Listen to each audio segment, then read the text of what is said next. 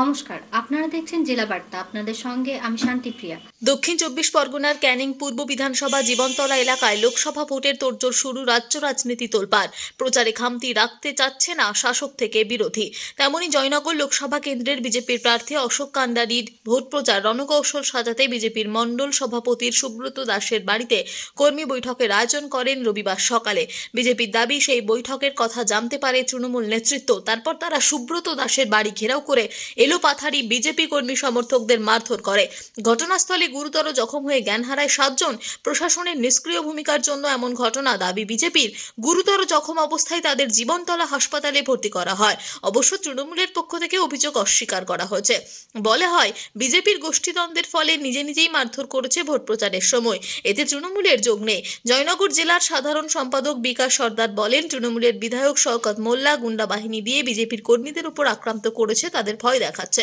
এইসব করে কোনো লাভ নেই, তাদের পায়ের তলার মাটি সরে গিয়েছে। যত বিজেপি কর্মীদের আঘাত আনবে, ততই মানুষ বিজেপির কর্মীর পাশে থাকবে।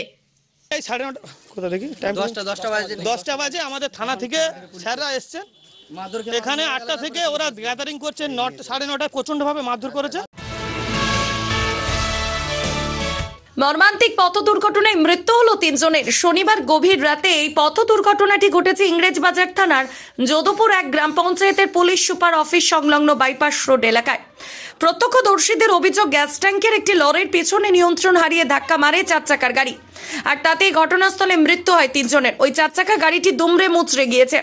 এই দুর্ঘটনার পর আতঙ্কে লরি ফেলে পালিয়ে যায় চালক। দুর্ঘটনার খবর পেয়ে পুলিশ ও স্থানীয় বাসিন্দারা ছুটে এসে 4 চাকার গাড়ির যাত্রীদের উদ্ধার করে মালদা মেডিকেল কলেজ ও হাসপাতালে পাঠানোর ব্যবস্থা করেন।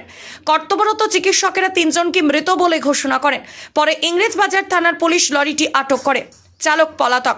পুরো বিষয়টি নিয়ে তদন্ত শুরু করেছে পুলিশ। এই দুর্ঘটনার খবর পেয়ে মালদা মেডিকেল কলেজে মৃত পরিবারদের সঙ্গে দেখা করতে যান উত্তরবঙ্গ উন্নয়ন দপ্তরের রাষ্ট্রমন্ত্রী সাবিনা ইয়াসমিন। পুলিশ ও স্থানীয় সূত্রে জানা গিয়েছে, মৃতদের নাম লিয়াকত শেখ বয়স 34, একরাম শেখ বয়স 61 এবং সঞ্জয় মণ্ডল বয়স 34। এদের বাড়ি মোথাবাড়ি থানার বিরামপুর, গঙ্গাপ্রসাদ এবং রথবাড়ি এলাকায়। এই দুর্ঘটনার খবর জানার পরই মৃতদের পরিবারের সঙ্গে মালদা মেডিকেল কলেজে সমবেদনা জানাতে যান রাজ্যের উত্তরবঙ্গ উন্নয়ন দপ্তরের রাষ্ট্রমন্ত্রী সাবিনা ইয়াসমিন। পুলিশ জানিয়েছে, মোথাবাড়ি থেকে পুরাতন মালদার দিকে 4 চাকার গাড়ি নিয়ে ওই 3 জন যাত্রী কোনো একটি কাজে যাচ্ছিলেন। সেই সময় নিয়ন্ত্রণ হারিয়ে একটি গ্যাস ট্যাঙ্কার লরির পিছন সজোরে ধাক্কা মারে ওই 4 চাকার গাড়িটি। তারপরে এই গাড়িটি দুমড়ে মুচড়ে যায়। এতেই ঘটনাস্থলে মৃত্যু হয় 3 জনের। পরে স্থানীয় বাসিন্দারাই খবর দেয় পুলিশকে। স্থানীয় বাসিন্দাদের অভিযোগ, বাইপাস রোডে সবসময় বেপরোয়াভাবেই ভারী যানবাহন চলাচল করছে। যেখানে সেখানে নিয়মিতভাবে ভারী যানবাহন রাস্তার ধারে পার্কিং করা হয়।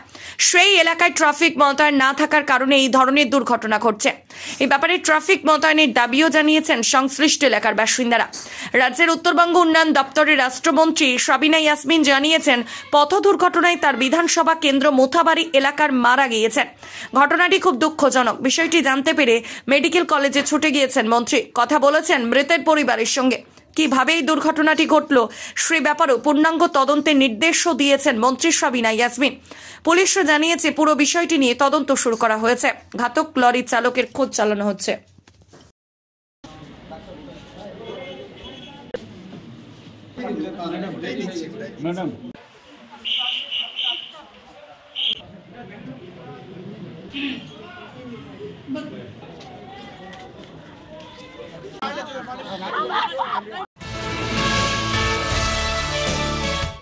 বিজেপির দলীয় পতাকা লাগানো নিয়ে বিজেপির কর্মীদের মারধরের অভিযোগ তৃণমূল কর্মীদের বিরুদ্ধে। দক্ষিণ 24 পরগনার সোনারপুর বৈকুণ্ঠপুর মোড়ে শনিবার রাতে নাগাদ দলীয় পতাকা লাগানোকে কেন্দ্র করে বিজেপি কর্মী সমর্থকদের মারধরের অভিযোগ করল তৃণমূলের বিরুদ্ধে। ঘটনায় 5 বিজেপি কর্মী সমর্থকদের মারধর করা হয় বলে অভিযোগ। রবিবার সকালেই এলাকায় প্রার্থী প্রচার, সেই কারণে গোটা এলাকা জুড়ে বিজেপির দলীয় পতাকা লাগাচ্ছিল। সেই সময় তৃণমূলের কয়েকজন এসে হামলা চালায়। ঘটনা ঘিরে ব্যাপক উত্তেজনা ছড়ায়। পরিস্থিতি সামাল দিতে ঘটনাস্থলে আসে সোনারপুর থানার পুলিশ। ঘটনার পর সোনারপুর ঘটনাস্থল থেকে সোনারপুর মোড় পর্যন্ত প্রতিবাদ মিছিল করে বিজেপি। অন্যদিকে ঘটনার কথা অস্বীকার করেছে তৃণমূল।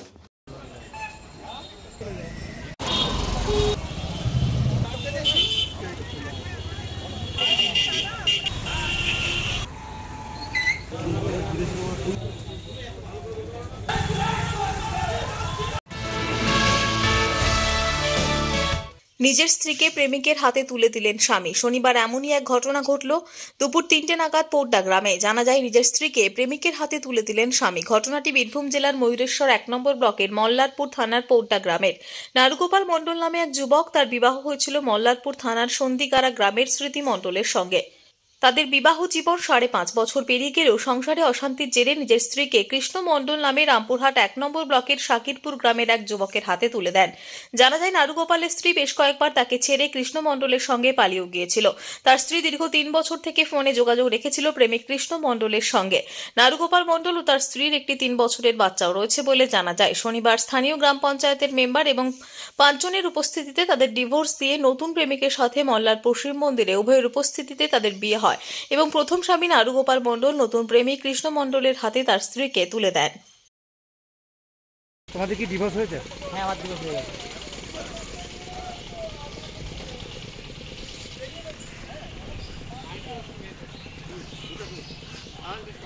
নামটা জিজ্ঞেস করো।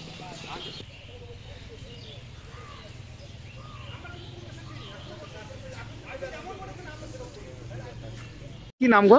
নারগোপাল মণ্ডল। তোমার বাড়ি কোথায় ছিল? পোড্ডা। কতদিন আগে বিয়ে হয়েছিল তোমার? আজ 5.5 বছর হলো। বাচ্চা? একটা 3 বছরের বাচ্চা আছে। তুমি তুলে দিতে পারলে তোমার স্ত্রীকে পরের হাতে? ও চাইছে, সেই জন্য তুলে দিলাম। তুমি কি ত্যাগ স্বীকার করলে? হ্যাঁ, ত্যাগ স্বীকার করলাম আমি। তোমার বাচ্চার কথা ভেবেছিলে? বাচ্চা আছে, আমি আছি।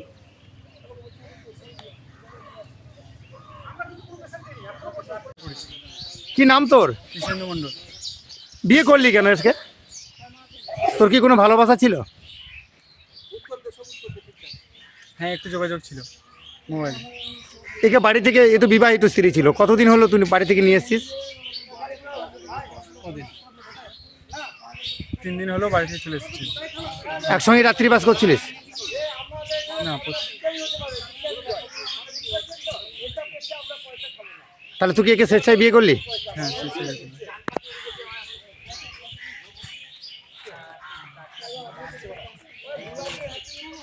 তোমার তো স্বামী ছিল, স্বামী তো তোমাকে ছেড়ে দিল, মানে ডিভোর্স দিল না? তুমি ডিভোর্স দিলে? আমি দিলাম। তুমি একে বিয়ে করলে কেন তাহলে? ওর সঙ্গে আমার যোগাযোগ ছিল কতদিন থেকে যোগাযোগ ছিল? 3 বছর। কি নাম তোমার? স্মৃতি মণ্ডল। বাড়ি কোথায়? সন্ধিগড় বাজার। তোমার বাপের বাড়ি সন্ধিগড় বাজার? তোমার স্বামীর বাড়ি কোথায় ছিল? পোড্ডা। তো সেটা তুমি বলো। বাবার নাম কি? সুকুমার মণ্ডল। নিয়ে নিচ্ছে একটি ছোট্ট বিরতি। ফিরে আসছি বিরতির পর। সঙ্গে থাকুন ভয়ের সঙ্গে নির্ভয়ে। সিউড়িতে অত্যাধুনিক চিকিৎসা পরিষেবা নিয়ে এলো সৃজন পলিক্লিনিক। ওষুধের দোকান সহ অত্যাধুনিক মানের প্যাথোল্যাব, কম্পিউটার তথা অত্যাধুনিক মেশিনে রক্ত, মল, মূত্র ও থাইরয়েড পরীক্ষার সঙ্গে এখানে রয়েছে বিশিষ্ট চিকিৎসকদের বসার চেম্বার। রোগীদের স্বাচ্ছন্দ্যের কথা ভেবে সম্পূর্ণরূপে এসি নিয়ন্ত্রিত সৃজন পলিক্লিনিকে রয়েছে বসার সুবন্দোবস্ত, বিশুদ্ধ পানীয় জল ও টয়লেটের ব্যবস্থা। এখানে বসছেন সিউড়ি সদর হাসপাতালের বিশেষজ্ঞ চিকিৎসক সহ অন্যান্য শহর ও হাসপাতালের বিশিষ্ট চিকিৎসকরা। সৃজন পলিক্লিনিক ও প্যাথোল্যাব, সিউড়ি, বীরভূম। সিউড়ি সদর হাসপাতালের পাশে ফাঁড়ি ঘরের উল্টো দিকে। Mobile number 8373071019, 9474437713, 9434326822। ফিরে এলাম বিরতির পর। দোলযাত্রা 25শে মার্চ হলেও তার আগে থেকেই দিকে দিকে বসন্ত উৎসব পালিত হচ্ছে। ফাগুনের নবীন আনন্দে রবি ঠাকুরের হাত ধরে যে বসন্ত উৎসব শুরু হয়েছিল শান্তিনিকেতনে, তার ছোঁয়া দেখা গেল সাতগাছিয়ায়। 23শে মার্চ 24 নম্বর ওয়ার্ডের সাতগাছিয়া স্পোর্টস কমপ্লেক্স ময়দানে বসন্ত উৎসব পালিত হলো। 24 নম্বর ওয়ার্ড এলাকার বাসিন্দাদের নিয়ে পৌরপিতা কমল মণ্ডল বিগত 5 বছর ধরে বসন্ত উৎসব পালন করে চলেছেন। এলাকার মানুষের এই উদ্যোগে ভীষণ খুশি। পৌরপিতা কমল মণ্ডল এই প্রসঙ্গে বলেন, এলাকার মানুষ খুশি হলেই আমি খুশি। আর থেকে আসে সবার মনেই রং লেগেছে। এলাকার সবাই রাঙা আবিরের ছোঁয়ায় মেতে উঠেছে। আবির খেলার সাথে সাথে ছিল নৃত্য এবং গানের ব্যবস্থা। এত আয়োজনের পর একটু খাওয়া দাওয়া থাকবে না তাই কি হয়? খাবারের আয়োজনে ছিল সব মিলিয়ে রঙিন ছোঁয়ায় মন ভরে উঠেছে এলাকাবাসীদের। উপস্থিত ছিলেন পৌরপিতা কমল মণ্ডল, তৃণমূল কর্মীবৃন্দরা এবং এলাকাবাসী সহ আরো বিশিষ্ট ব্যক্তিবর্গরা।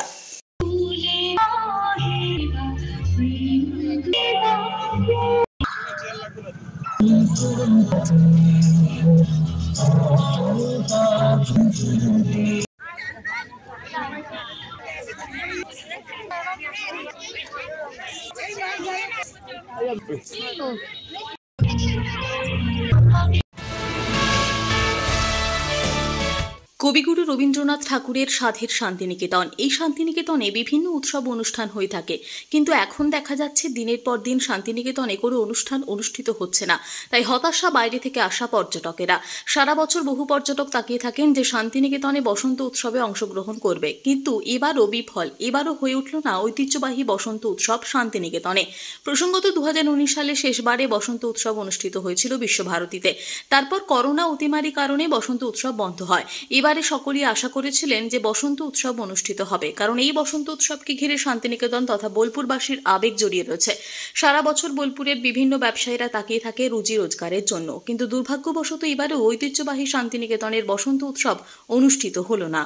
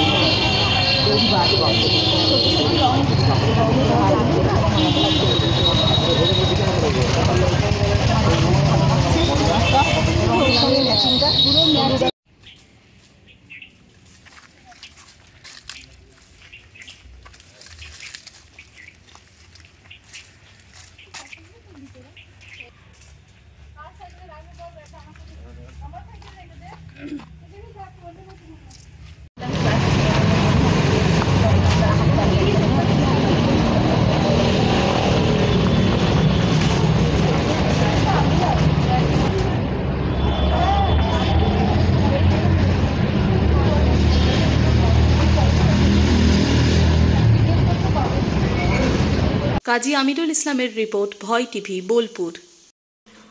আজকে জেলা বার্তা এই পর্যন্তই। নমস্কার।